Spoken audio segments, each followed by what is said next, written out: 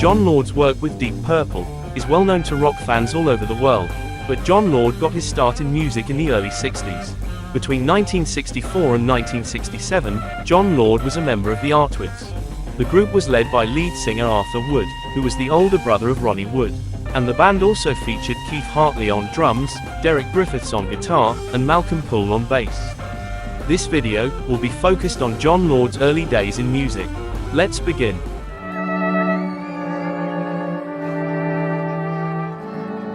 Jon Lord was born in Leicester in 1941. His father was an amateur musician who encouraged his son from an early age. Jon Lord began playing piano aged 6, studying classical music until leaving school at 17. But just like many British kids from that era, his life changed when he got his first taste of rock and roll in the mid to late 50s. Jon Lord recalled, "But then I heard Jerry Lee doing a whole lot of shaking going on, and my world flipped. That was an absolutely seminal day when I first heard that. It was raw, it was untrained. I could tell, because by this time I was a reasonably well-trained pianist, that what he was doing on the piano was nothing to do with what I had been taught to do. And by God, I wanted to sound like that. And then also Little Richard for the same reasons. I think there was a kind of a raw animal, untrammeled, untextured, untutored feel to it all. And that, to me, as a very textured, tutored young man who, been poring over Beethoven, Bach and the like for years, this was massively exciting.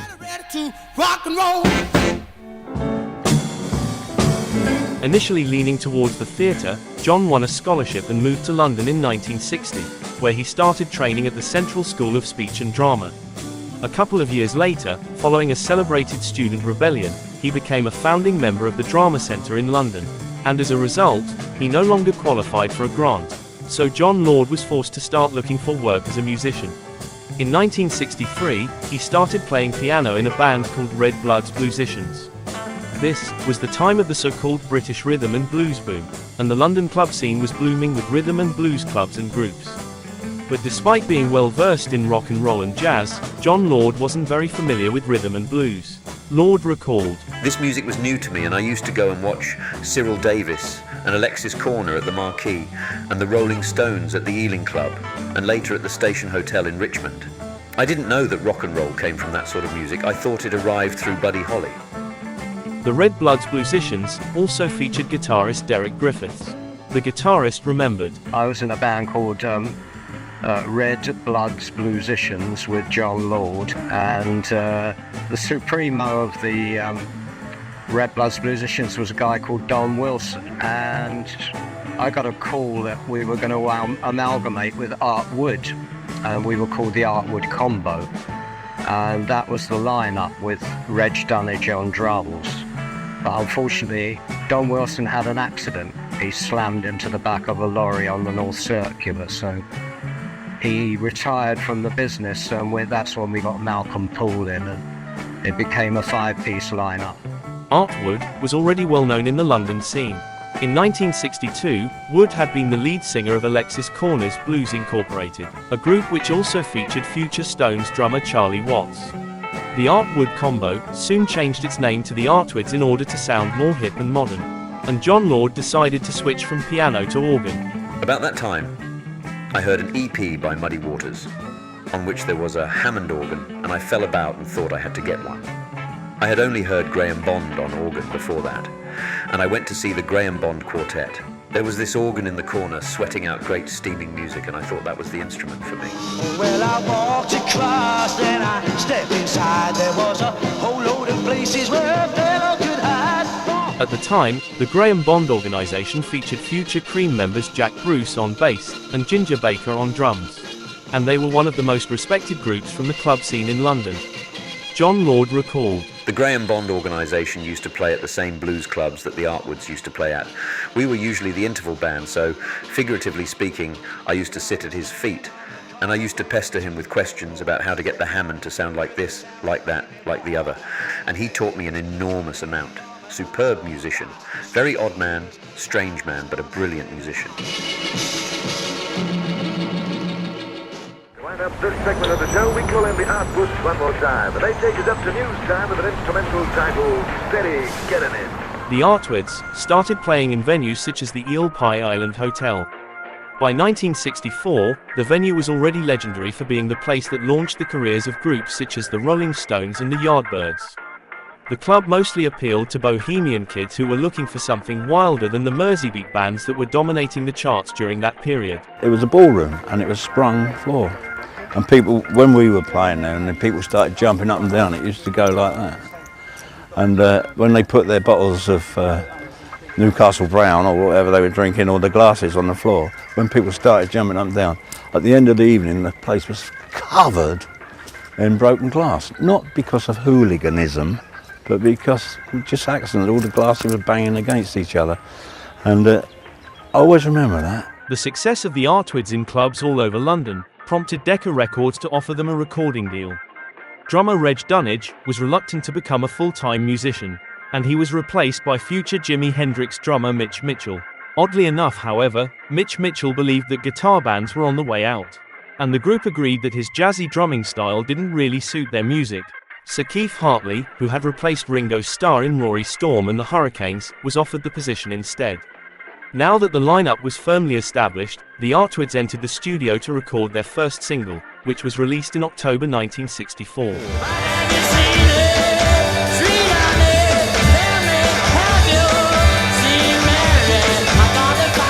This was one of the wildest British singles of 1964.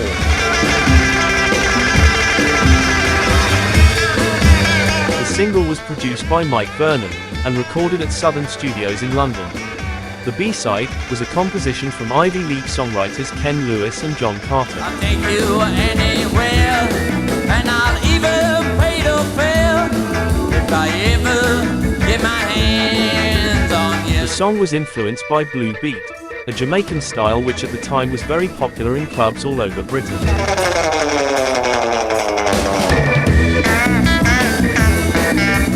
The release of the Artwoods single in October 1964 coincided with the peak of the so-called British rhythm and blues boom. Just a month later, in November 1964, the Stones' cover of Little Red Rooster became the first blues song to ever reach #1 in Britain. I am the little red rooster, too late to crow today. And the Merseybeat bands that had dominated the top 40 in 1963 and early 1964 was starting to be replaced by groups such as the Pretty Things, I say I think this life is great. Say I dig it, man. Don't bring me down, man. Don't bring me down. The Animals, I'm crying. I'm crying. Hear me crying, baby. Hear me crying. and the Kinks. All day and all night. All day and all night. The times were changing, and even pop bands such as the Four Pennies attempted to tackle bluesy, moody numbers such as this track by Leadbelly. Black girl, tell me no lies.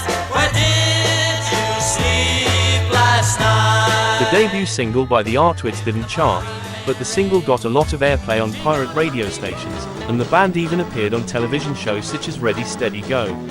Despite its lack of chart success, the single got the band a lot of work, and the Artwoods became a household name in some of London's most important clubs such as the 100 Club, the Marquee, and Cluck's Cleek. Now, these are the stairs to the club at Cluck's Cleek that we had to carry a Hammond organ up. That's poor Artwoods, straining, and because it took 4 people, 1 on each corner, but there wasn't quite enough room for us all, so we brought it up on our fingertips to about this, and then we had to negotiate this tricky corner, and as you know, Hammond organs don't bend, so we had to stand it up on end, turn round with my massive arms and lug it up. So if Jon Lord and Derek Griffiths and Keef Hartley and Malcolm Poole are listening, they will remember our sweaty little days of humping the gear up into Cluck's Cleek. The Artwoods were also in demand as a backing group for numerous visiting American blues artists such as Little Walter, and the group became popular in clubs all over Britain. Guitarist Derek Griffiths recalled, We worked, well, let's say 25 dates a month plus. If we had 20 dates a month, we thought we were on a losing streak. We were active all over the British Isles. I mean, we had a particularly appreciative following in and around Derby, Nottingham, the Midlands, because we were classed as a mod band, and there was a real big mod population up in the Midlands. The Artwoods released their second single in January 1965. If I ever get a chance to repay the happiness you have brought my way. The song had been given to the band by Southern Music Publishing, but the group wasn't satisfied with the track because they felt that it was not representative of their sound and style. Alright, John.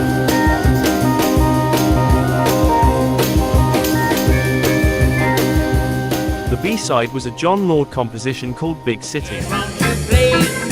Let me make my way back home. Big city. The single got excellent reviews in the press, but unfortunately, it wasn't a commercial success.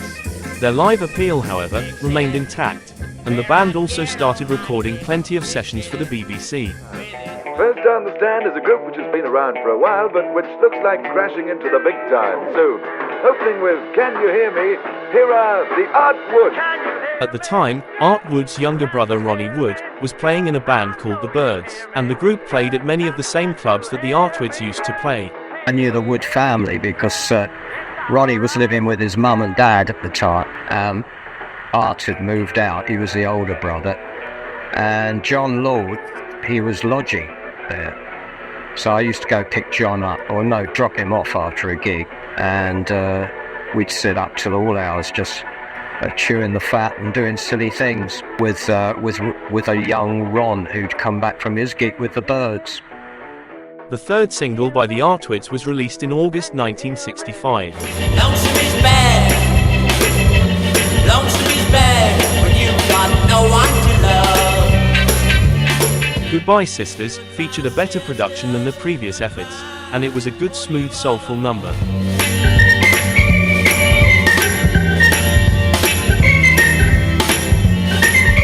But once again, the song didn't mean anything in the charts. The B-side was a group composition that was credited to Paul Gum, a pseudonym that the group used when a song was written by all the members of the band. 42 in the half. 42 in the bar. The song was obviously very influenced by Booker T and Company.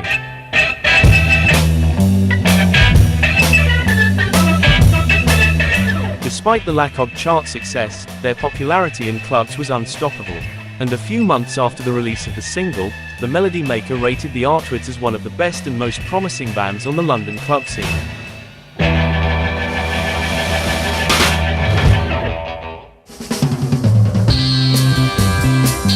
With the arrival of 1966, the Artwoods also started touring abroad. We went to Denmark, Poland, France, Germany. We travelled around Poland when it was still communist. It was a very successful tour, very successful, because they were starved of pop and blues music over there. So we did quite well. With some of the money obtained during the Polish tour, Jon Lord had his Hammond organ cut in two, making it easier to get it in and out of the clubs where the group performed. Their non-stop touring turned the Artwoods into one of the best live bands in Britain, and the group felt free to improvise on stage and add new influences to their musical palette. We did one number that was 5 minutes of organ and drums, and one night, for no reason, I just stuck in a Bach fugue that I remembered, and it went down a storm. We had a residency at the 100 Club in Oxford Street and got the same audience every week, and they always wanted to hear it. That was the first time I ever thought of using classical music. We did a version of Shake that started off with a bit of Tchaikovsky. It got to a ludicrous level, but it worked. 1966 was the Artwoods' most successful year, and their fourth single, which was released in April of that year, became the most successful single they ever issued. I'll take what I want. I'm a bad go-getter, yeah.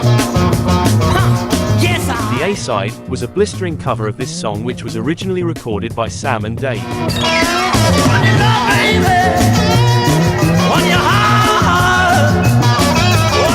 Artwoods worked up a different arrangement and added a different beat to the song. The track got a lot of airplay on pirate radio stations, and it became a big favourite in mod clubs all over Britain. The single ended up peaking at number 35 on the Melody Maker charts. The B-side was a rather eccentric number with an equally eccentric title. Yeah, that's fine. My grandma used to play violin, but listen, please. Artwood described the song as a musical extravaganza of nonsense. Now, chaps, I'm looking for a saxophonist, you see, doubling French.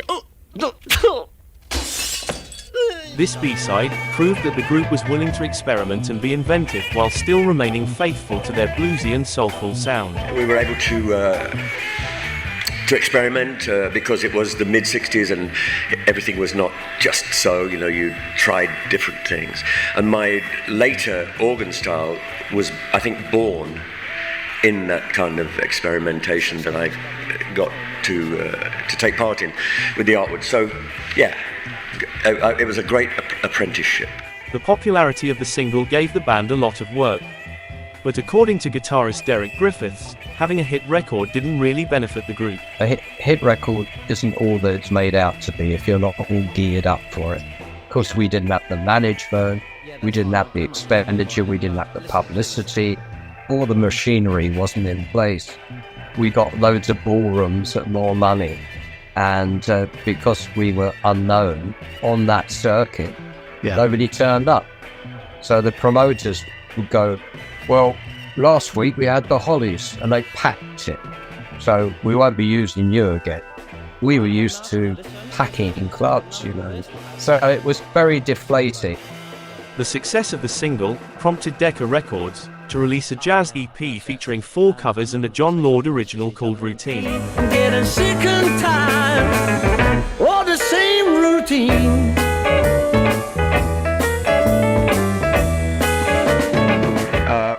We were an R&B band, but John grew up in a very broad household. His dad was a musician, as was mine, and we also inherited a bit of a kind of ear for jazz, so we felt quite reasonably comfortable in that skin, but we wouldn't do that in our club set.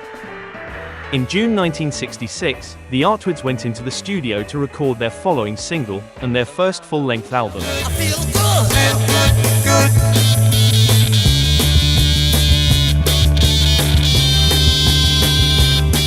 The single was released in August 1966, and just like most of their previous releases, the record didn't chart. You give me a hard time. The song, however, has become a cult favourite among fans of British music from that era, and also a big favourite among fans of the Artwoods. The B-side was a humorous song called Molly Anderson's Cookery Book. Stir in 1 or 73 Spanish newts. As the moon takes you, stand back and scream. The song, with its surreal humour and jazzy backing, was reminiscent of the sort of material that the Bonzos popularised in the late 60s. Their first LP was released a few months later in November 1966. You can bring joy. I never had.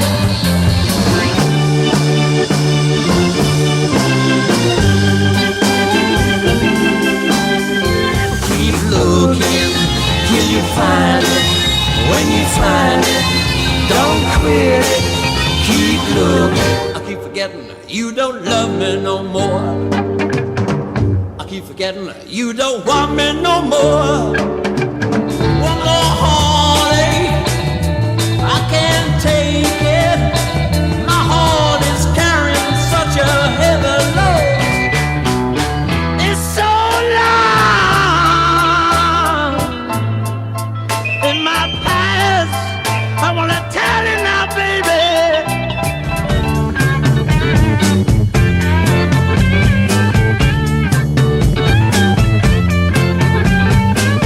The album was produced by Mike Vernon and recorded at Southern Music Studios in Denmark Street, where the band had recorded most of their previous singles. Now we're in the famous Denmark Street, London's Tin Pan Alley, And we got famous recording studios, and next door used to be Southern Music, where in the basement the Artwoods recorded their first ever album.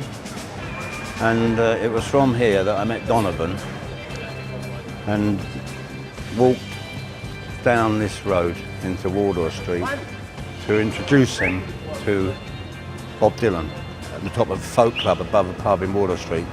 And that was the first time they ever met, Dylan and Donovan. Donovan was hungry and nervous, he said, at meeting Dylan for the first time. So we stopped at a hot dog stand and he brought a hot dog. But as he was walking down the road, the sausage jumped out of the roll into the gutter. And I said, "Oh, you want to get another one?" He said, "No." And he picked it up and put it back in his roll and carried on eating as if nothing had happened. 10 minutes later, the world meeting between Dylan and Donovan happened, just after that hot dog incident. The album got excellent reviews in the press, but unfortunately, the record was met with poor sales and went pretty much unnoticed. The Melody Maker wrote, "This group need an Andrew Oldham, someone who can get down to the hard graft of creating images and selling the end product. In the meantime, we Artwood fans can go on digging their humour and great sounds and hope the rest join in." The lack of success of the single and the album resulted in the group getting dropped by Decca Records.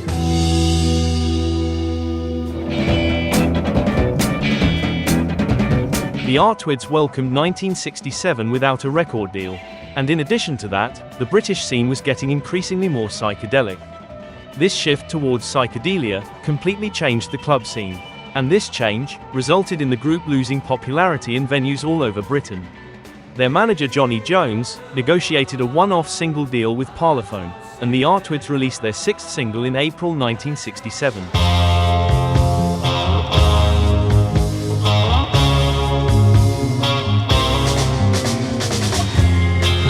The blues about every day. The single saw the group experimenting with different influences and moving away from the previous material.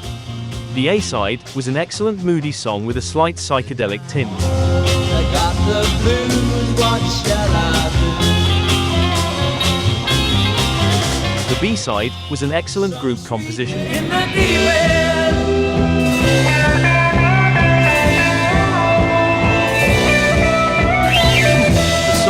Saw the band shifting towards psychedelic sounds and melodies, and the track sounds akin to the sort of material that is nowadays labeled as freak beat. Clouds and rain make me run helter-skelter.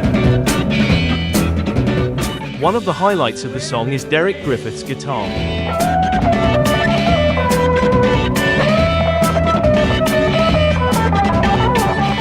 Shortly after the release of the single, the group was approached by Hans Bregel and a German symphony orchestra from Frankfurt, with the idea of writing a special piece together to be performed in December. But the plan didn't go ahead. Unfortunately, the single sold even fewer copies than the previous releases, and Parlophone dropped the band. The Artwoods. So let's throw them in the deep end, which just happens to be the title of their new B-side. At this point, the group was disillusioned and about to break up. Jon Lord remembered, I was getting into a very cushy way of life. I was lodging with Ronnie Wood, and his mother was feeding me and giving me cigarettes. My music was suffering. There was no one making me fight anymore, and I needed it. The first member to quit the band was drummer Keef Hartley. Despite the group's lack of success in Britain, the Artwoods enjoyed quite a bit of popularity in Denmark, where they had scored a couple of top 10 hits. So drummer Colin Martin was hired as Hartley's replacement and the band embarked on a tour of Denmark. But to add insult to injury, the group made the trip to Copenhagen only to find that the whole tour had been cancelled. Luckily, the promoter managed to organise some last-minute shows. But at this point, the band felt that there was no point in keeping the group together, and they came to England ready to call it a day. But this is when the story of the group takes a truly bizarre turn. Well, I'm Miss Bonnie Parker, and this here's Mr. Clyde Barrow. We rob banks. In 1967, the success of the film Bonnie and Clyde prompted several bands and artists to adopt a 1930s gangster look and capitalize on the success of the film. For a brief period of time, the 30s gangster look became very trendy, and this strategy worked for artists like Georgie Fame, who scored a #1 hit with a song called Bonnie and Clyde. While the Artwoods were in Denmark, manager Johnny Jones had secured another one-off deal with Fontana. The label's manager, Jack Baverstock, suggested that they should adopt a 30s gangster image and change their name to St. Valentine's Day Massacre. At this point, the Artwoods had nothing to lose, and in a last desperate attempt to get a hit, the group went along with the idea.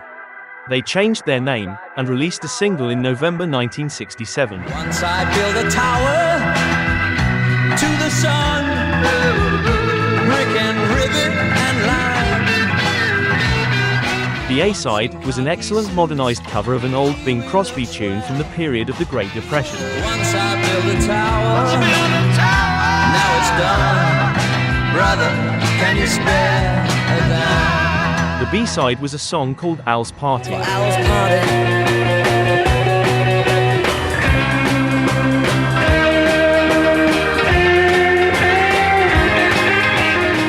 The label secured a promotional appearance with actress Faye Dunaway, who played Bonnie Parker in the film. And the live show in the window of a shop in Carnaby Street was covered by Cinema Newsroom. Don't be too ready to put the wrong interpretation on the arms handout. They're just props that happen to go with the fashionable craze for Bonnie and Clyde styles. And they don't have to use any persuasion in Carnaby Street to win big overseas sales. They just set the fashion, and with it world markets come and collect. It's quite a racket. So come on inside. The gear's great. The single was a flop in Britain, but became a #1 hit in Denmark.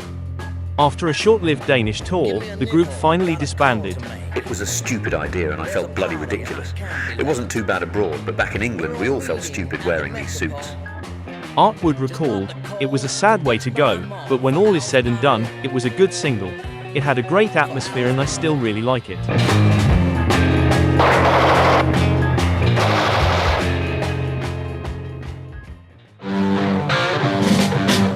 Shortly after the group broke up, Jon Lord formed a band called Santa Barbara Machine Head. The group featured Ronnie Wood on guitar, Kim Gardner on bass, and Twink on drums.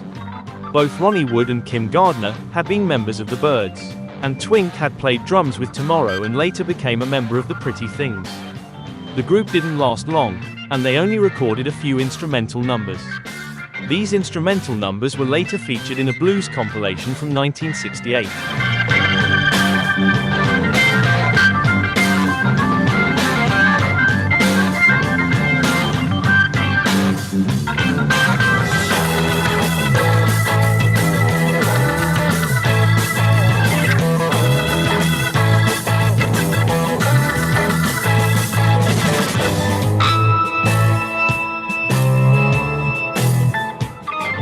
Jon Lord started sharing a flat with Search's drummer Chris Curtis.